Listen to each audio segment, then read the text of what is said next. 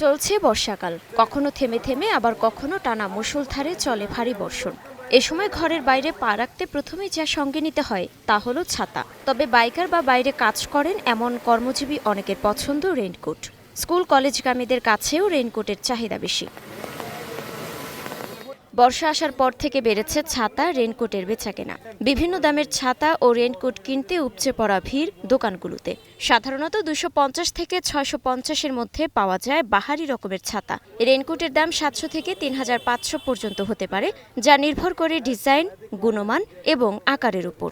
বৃষ্টি হওয়ার কারণে ঘর থেকে বাসা থেকে বেরোতে পারছি না, তার কারণে সদরে এসে একটা ছাতা কেনার। মানুষ এই বর্ষা থেকে রক্ষা পাওয়ার জন্যই কেউ ছাতা, কেউ রেইনকোট কিনতে আসছে। আমি একটা রেইনকোট কিনতে আসলাম। বর্ষায় তো আমাদের সবসময় ছাতা লাগে আর কি, দামটা রিজনেবলই আছে আর কি, তুলনামূলক অন্য জায়গা থেকে। সস্তার ভিতরে আমি চয়েসফুল একটা ছাতা কিনতে পেরেছি। আর এই ছাতা হচ্ছে আমাদের নিত্যদিনের বর্ষার দিনে সঙ্গী আর কি।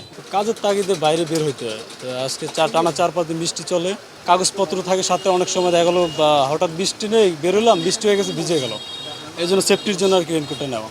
টানা বৃষ্টির কারণে ভোলার সদর রোডের বিভিন্ন ব্যবসা প্রতিষ্ঠান ঘুরে দেখা যায় আগের চেয়ে কয়েক গুণ বেশি ছাতা বিক্রি হয়েছে। অল্প সময়ে অধিক পরিমাণ ছাতা ও রেইনকোট বিক্রি করতে পেরে ব্যাপক খুশি এ ব্যবসায়ীরা। টানা কিছুদিন বৃষ্টি হওয়ার কারণে এই যে দোকানের মাল আলহামদুলিল্লাহ সবই শেষ হয়ে গেছে। আর আমার এখানে সব ধরনের ছাতা এবং রেইনকোট পাওয়া যায়, তো বর্ষার সময় একটু চাপ থাকে।